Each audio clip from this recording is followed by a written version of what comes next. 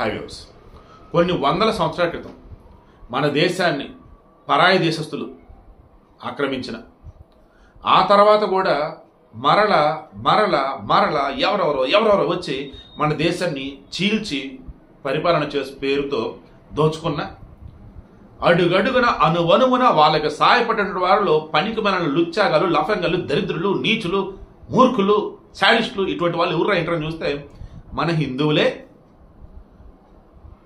అదేంటి ఇక్కడున్న వాళ్ళు ఆ రకంగానా? అవును, మరి స్వార్థం. మీకు బాగా గుర్తుంటే ఉత్తర భారతదేశంలో ఇతర మతస్థులు వచ్చి ఆక్రమించుకునే సందర్భంలో కూడా వాళ్ళకి సాయపడింది ఇక్కడ ఉన్నటువంటి వాళ్ళే. అందరూ కూడా మళ్ళీ పండితులు అని చెప్పేసి అంటారు. మన ధర్మాన్ని కాపాడుకుంటూ మళ్ళీ అదే పండితులు. నేను అదే చెప్తాను చూడండి. ఒక మతంలో కానీ ఒక జాతిలో కానీ ఒక కులంలో కానీ ఒక ప్రాంతంలో కానీ మంచోళ్ళు చెడ్డోళ్ళు అంటారు. వీళ్ళల్లో చెడ్డోళ్ళు అన్న వాళ్ళు తక్కువే ఉంటారు, కానీ ఆ చెడ్డోడు చేసే నష్టం అంతా ఎంత కాదనమాట. అందుకే మంచి వాళ్ళు అన్న వాళ్ళు ఈ చెడ్డ వాళ్ళని గమనిస్తుంటారు, వాళ్ళు జాగ్రత్తగా ఉంచాలి. వీలైతే తాట తీసి సారేయాలి. అలా లేని పక్షంలో ఇదిగో ఈ ధర్మస్థల కేసులాగే ఇంకొన్ని వినాల్సి ఉండింది, చూడాల్సి వస్తుంది. హిందువుల చేత హిందువుల కళ్ళు పొడిపిస్తారు, హిందువుల చేత హిందూ ధర్మం మీద బురదలిస్తారు, హిందువుల చేత హిందువులని నానా రకాలుగా బూతులు మాట్లాడేలా చేస్తారు. ధర్మస్థల కేసులో జరిగింది అదే. అనన్య భట్ అంటూ నా కూతురు అంటూ సుజాత భట్ వచ్చి మాట్లాడితే అందరం కరిగిపోయాం, వీడియోలు గ్రౌండ్ రిపోర్ట్ అడ్డా ఊడి చేసేసాం. నాతో సహా అయ్యో పాపమని అనుకున్నాం. కానీ ఒక డౌట్ ఏం రేస్ చేశాను, సుజాత భట్ చెప్తున్న దానిలో ఎక్కడేదో తేడా కొడుతుంది, సిబిఐలో పనిచేసి కూడా కేసు పెట్టలేకపోయిందా ఏంటని చెప్పేసి అనుకున్నాం. తీరా విచారణలో తెలిసిందేంటిది, అసలు ఆమె సిబిఐలో చేయలే. అండ్ మోరర్ ఆమె చదివిన 10 అసలు ఆమె పిల్లలే లేరు.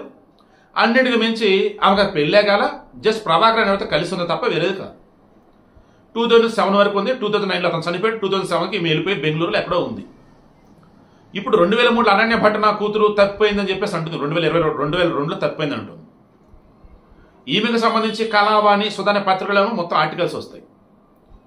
ఇప్పుడు లేటెస్ట్గా తెలిసిన ఏంద్రయ్యా బాబు అంటే రంగప్రసాద్ అనే ఒక వ్యక్తి ఏంట ఈమె కేర్ టేకర్గా ఉంది. ఆ రంగప్రసాద్ మనవరాలే ఈమె అనన్య భట్ అని చెప్పేసి ఫోటో చూస్తుంది. ఆ ఫోటో అనన్య భట్ కాదంట, వసంత. ఆ అమ్మాయి వసంత 2007లోనే చనిపోయింది. ఈమె రంగప్రసాద్ ఇంట్లో అప్పటి నుంచో ఉంది. మొన్న రీసెంట్ 2025 జనవరి 5వ తారీఖున రంగప్రసాద్ కన్ను మూసాడు. 82 సంవత్సరాలు అయింది. సో ఇప్పుడు ఈమె ఎలా బతకాలి, ఎక్కడ ఉండాలి, ఏంటి అనుకున్నప్పుడు ఎవరైతే పారిశుద్ధ్య కార్మికుడిని పట్టకొచ్చి పుర్రెలు 100 శవాలని నువ్వు చెప్పరబో మిగతా మీద నడిపిస్తావని చెప్పారో అదే గ్యాంగ్ ఈమెను పట్టుకొచ్చారు. ముందు అతను పట్టుకొచ్చారు, ఆ తర్వాత ఈమెని తీసుకొచ్చేసి కమాన్ యాక్షన్ స్టార్ట్ అన్నారు. వామ్మో ఆమె ఏడుపులు పెడబొబ్బులు బాధ ఇది చూసేసి బీబీసీ అంటే నార్మల్ అంటే వీడికి మెయిన్ డిష్ మీకు అర్థమైందా? మన దేశంలో ముస్లింలు క్రైస్తవులు వాళ్ళకి సంబంధించిన అంశాల పట్ల చాలా జాగ్రత్తగా ఉంటూ ఉన్నారు. హిందువులు మాత్రం ఏ చిన్న ఇది తేడాగా ఉందిరా అన్న మొత్తం కంపు చేస్తున్నారు, పెంట చేసేస్తున్నారు. మీకు అర్థమైందా? మంచోళ్ళు మన దగ్గరే, చెడ్డోళ్ళు మన దగ్గరే, బుర్రనోళ్ళు మన దగ్గర, బుర్ర లేనోళ్ళు మన దగ్గరే, మూర్ఖులు మన దగ్గరే, అజ్ఞానులు మన దగ్గరే. ఈ ధర్మస్థల కేసుని డే 1 నుంచి కూడా చాలా కేర్ఫుల్గా వెళ్తూ ఉన్నప్పుడు కూడా మీరు ఒక్కలే తేడాకున్నారు, మీరు గమ్ముడు వేరు అర్థం అంటున్నప్పుడు కర్మరా బాబు అనుకొని బయటకు వస్తున్న న్యూస్లో దెన్ నేను కూడా మీ సైడరా బాబు అన్నట్టుగా చెప్తూ అందులో ఏదన్నా చిన్న లాజిక్ ఉండి దాన్ని హైలైట్ చేస్తూ వస్తున్నా. అప్పుడు కూడా ఆహా కాదు కూడదు అంటూనే ఉన్నారు. సరే వీళ్ళ అన్య మతస్థుల పేర్లు కనిపిస్తున్న పేర్లు అవన్నీ నాకు అర్థమవుతూనే ఉన్నాయి. బట్ ఓవరాల్గా అన్నప్పుడు ఎక్కువ మొత్తంలో కామెంట్లు నార్మల్ పేర్లతోనే ఉన్నాయి. మరి పేర్లు మాత్రం హిందువుల పేర్లు ఉండి వెనకాల వేరే మాత్రం నాకు తెలియదు. నేను మరలా చెప్తున్నా, వాంటెడ్గా ఇది అంటున్నా. ఎందుకంటే ఎందుకు ఇంత దారుణంగా ఇంత దుర్మార్గంగా హిందూ మతం మీద పడి ఏడుస్తున్నారా? ఏం చేసిందిరా మీకు? ఈ దేశంలో మీకు స్థానం ఇచ్చినందుక, ఎవరెవరు వచ్చినా సరే సంతోషం బతకటరానందుక, గుడికి ఎవడొచ్చినా అన్నదానం చేస్తున్నందుక, ఎవడొచ్చినా మీకు ప్రసాదం పెడుతున్నందుక ఏం చేసిందిరా హిందూ మతం మిమ్మల్ని? హిందూ దేవాలయాలు ఏం చేశారా? వీరేంద్ర హెగ్డేకి సంబంధించేసి ఇందాక కూడా కామెంట్ పెట్టాడు, అనకూడదు కానీ బీజేపీ ఎంపీ అంటే ఎవడు బీజేపీ ఎంపీ? ఆయన నామినేటెడ్ ఎంపీ. సమాజంలో కొంతమందికి సంబంధించి రాజ్యసభకి నామినేట్ చేస్తారు ఎంపీలుగా. అలా ఈయన నామినేట్ చేయబడ్డాడు వీరేంద్ర హెగ్డే. గతంలో వీరేంద్ర హెగ్డే ఫ్యామిలీ కోర్టుకి వెళ్ళి గాకట తెచ్చుకున్నమాట నిజం. ఎందుకు? కొంతమంది యూట్యూబర్లు ఘోరాతి కొనగా నీచంగా దారుణంగా లేనిపోయినటువంటి వాటిని ఇదిగో చంపారు, అదిగో చంపారు, అదిగో సవాలంటూ హడావుడి చేస్తే ఏంటది దారుణం, ఇంత దుర్మార్గం అని చెప్పేసి వాళ్ళు గాగాడ తెచ్చుకున్నారు. ఈలోపు ఈ కేసులో అంతా కూడా హైలైట్ అవుతున్నప్పుడు అన్ని బయటకు వస్తున్నప్పుడు ఈ గాగాటలు దేని తీసి పాడేయండి అన్నారు. మొత్తం మళ్ళీ ముందుకు పడిపోయారు. ఈరోజు అసెంబ్లీలో సిద్ధరామయ్య, డీకే సుకుమార్ ఇద్దరు జాగ్రత్త పడుతున్నారు. కాంగ్రెస్ ముఖ్యమంత్రి కర్ణాటక. హిందువులు మొత్తం ఇప్పుడు ఒక్కసారిగా మళ్ళీ బీజేపీ సైడ్ టర్న్ అయిపోతున్నారు. కారణం ఏంటి? ధర్మస్థల కేసు. సైలెంట్గా వాళ్ళు ఉన్నారు. బట్ ఒకనొక మూమెంట్లో బీజేపీలు అనేసారు, వాడు వాంటెడ్గా ఏదో అబద్ధం చెప్తుంటే మీరేంది ఇలా చేస్తారు, మేము సిట్ విచారణను అడ్డుకోం, సౌజన్య కేసుకు సంబంధించేసి నిజాలు బయటికి రావాల్సిందే, ఇంకా ఎవరెవరు తప్పారో ఆ నిజాలన్నీ బయటికి రావాల్సిందే. ఈ 2000 నుంచి 2015 మధ్య ఏవైతే ఎఫ్ఐఆర్లు, పోస్ట్ రిపోర్ట్లు మిస్ అవన్నీ కూడా బయటకు రావాల్సింది. దీని వెనక ఎవరున్నారు ఏంటి మొత్తం బయటకు రావాల్సిందే. కానీ ధర్మస్థల పుణ్యక్షేత్రానికి సంబంధించి బురద జల్లే విధంగా సిపి నారాయణ ఓపెన్ అన్నాడు, ధర్మస్థల క్షేత్రమా లేదన్నప్పుడు శ్మశానం అన్నాడు. ఏంటి మరి అది? మొన్నటిగా మొన్న జగన్మోహన్ రెడ్డి కూడా అమరావతిని వచ్చేసి అది శ్మశానం అన్నాడు. మళ్ళీ అదే అమరావతి వచ్చి ప్రజారాజధాని చెప్పేసి సెంటు భూములు ఇవ్వకపోతే ఎగేసుకొని వెళ్ళిపోయారు. మళ్ళీ చెప్తున్నా కదా, డే 1 నుంచి చెప్తున్నాను, కౌరవులు ఎదవలని తెలిసిన కురుక్షేత్ర మహాసంగ్రామంలో వాళ్ళ తరఫున యుద్ధం చేయడానికి పాండవుల సైన్యకన్నా ఎక్కువ సైన్యం అటు సైడ్ ఉన్నారు. ఏంటంటే ఇంక అంతే, పాలించేవాడు యువతలు వచ్చేసి అదే పరిపాలన చేద్దామని చెప్పేసి ఉన్నవాళ్ళు వాళ్ళ సైడ్ కొంతమంది, ఏ సైడ్ కొంతమంది. ఇదే దరిద్రం, ఇదే దౌర్భాగ్యం 100 ఏళ్ళుగా 1000 సంవత్సరాలుగా మన సమాజంలో, మన వ్యవస్థలో ఈ భూమి మీద జరుగుతుంది. అదే వాడికి మంచి చెడు ఏంటో తెలుసు కూడా ఎందుకులే ఏలపక్షం ఉందని చెడు వైపు వెళ్ళిపోతాడు. ఇక్కడ జరుగుతుంది కూడా అదే. ఇది గ్రౌండ్ రిపోర్ట్ అంటూ వెళ్ళినటువంటి వాళ్ళలో సగానికి సగం వచ్చేసి హిందువులే. మరి వాళ్ళు జర్నలిస్టులా కాదు, వాళ్ళు చెక్ చేసుకోవాలి. ఎందుకంటే ఎంత ఫూలిష్గా ఇచ్చారంటే, ఎంత దారుణంగా ఇచ్చారంటే కొంతమంది అసలు వార్తలు అయితే అవతలోడు చెప్తున్నారు, కనీసం ఆలోచించాలిగా. ఇదిగో అన్ని వందల మంది కనపడకుండా పోయారు, ఇన్ని వందల మంది చంపేశారు, అద్దెని తింటున్నప్పుడు ఎన్ని కేసులు వచ్చినాయి పోలీస్ స్టేషన్కి?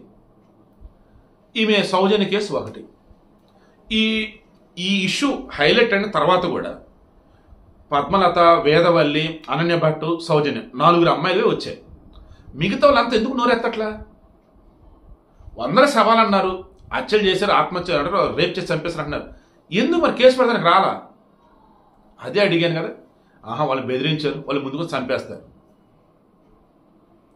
నేనైతే చెప్పా, ఒక ఊరిలో 10 మందిని 20 మందిని బెదిరిస్తావు, ఊరందరూ బెదిరిస్తావా?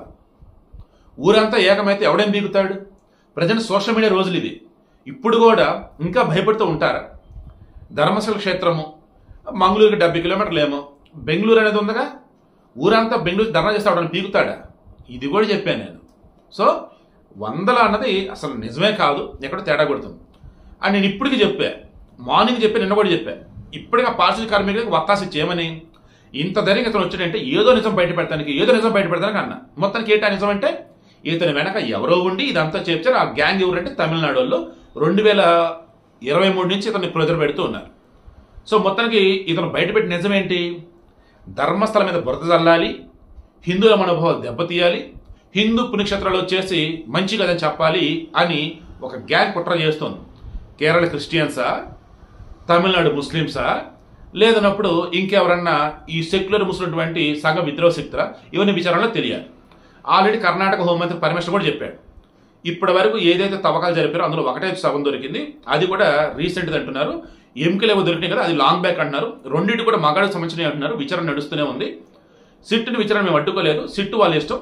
ఇతను కనుక అబద్ధం చెప్పడానికి ప్రూవ్ అయితే అరెస్ట్ చేసి లోపలేస్తాం, ఇతను వెనక ఎవరైనా మొత్తం బయటకు లాగుతామన్నారు. సో ఫైనల్లీ అనన్య భట్ట కాదు, ఆమె వచ్చేసి వసంత 2007లో చనిపోయింది. రంగప్రసాద్లో మనవరాలు. రంగప్రసాద్ అంటే ఇన్నాళ్ళు ఈమె పనిచేసింది. ఎవరు? సుజాత భట్ పనిచేసింది. రంగప్రసాద్ మన జనవరిలో చనిపోయినాడు. ఇక ఆ తర్వాత ఈమె ఏంటి అనుకున్నప్పుడు ఇదిగో ఇటువంటి గ్యాంగ్ ట్రాప్లో పడిపోయారు. డబ్బు కోసం అమ్ముడుపోయే ఎదవ నా కొడుకులు, ఎదవ ముండలు ఉన్నంత కాలం ఆ జాతి బాగుపడదు, ఆ ప్రాంతాన్ని వరస్ట్గానే దరిద్రంగానే తయారు చేస్తారు వీళ్ళు. ఎందుకు ఇంత ఇదిగా ఉంటే నాకు అర్థం కాదు. చేయి చేస్తడం ఏంట్రా? చేయి చాచి వాడిచ్చే తీసుకొని నీ జాతిని నువ్వే నాశనం చేస్తావా? నీ ధర్మాన్ని నువ్వే నాశనం చేస్తావు, అందరం చులకం చేస్తావా? ఇప్పటికన్నా మారండి. అతి మంచితనం అస్సలు వద్దు. నిజమేంటి అబద్ధం క్రాస్ చెక్ చేసుకొని కొంచెం టైం తీసుకోండి. కావాలంటే మీరు బాగా గుర్తెచ్చుకోండి, ఒక ముస్లిం కానీ ఒక క్రిస్టియన్ కానీ వాళ్ళకి సంబంధించిన న్యూస్ వచ్చిందంటే వాళ్ళు తొందరగా అసలు వైరల్ చేయరు. నిజమైన అబద్ధం చూస్తారు, ఒకవేళ నిజమైన సైలెంట్గా ఉంటారు. మనం అలా కాదు, అతి మంచితనం, వైరల్ చేయండిరా, స్ప్రెడ్ చేయండిరా అంటూ. అదే హిందూ మతంలో ఉన్నటువంటి స్వేచ్ఛ, అదే హిందువులో ఉన్నటువంటి ధర్మం. ఏంటది? స్వేచ్ఛ అనేది ఉంటుంది. నిజమేంటో అబద్ధమేంటో తర్వాత చూసుకుందాం, ముందైతే ఈ న్యూస్ అందరికీ తెలియాలనే ఆత్రం అనేది ఉంటుంది. దానివల్లే ఇతరులకు మనం చులకన అవుతున్నాం. మెజారిటీ మనం ఇప్పటికీ ఈ దేశంలో ఇబ్బంది పడుతూ బతుకుతూ ఉన్నాం. సుజాత భట్ని లోపలేయాలి, ఆ పరిస్థితి కాలం లోపలే ఇద్దరిని కలిపి విచారిస్తే అప్పుడు అసలు నిజాలు బయటకు వస్తాయి.